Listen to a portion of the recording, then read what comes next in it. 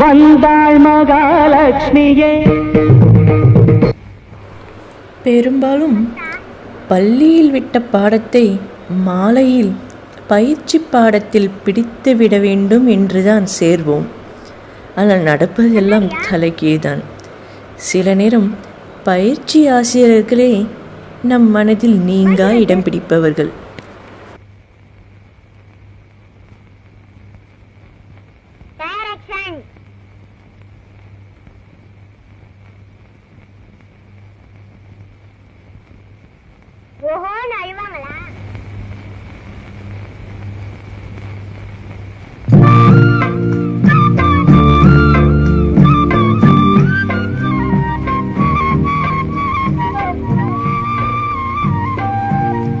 ஐயோ, எனக்கு இவரை தெரியுமே. ஏய், கல்லுக்குள் ஈரம் பாத்தியா? இல்ல.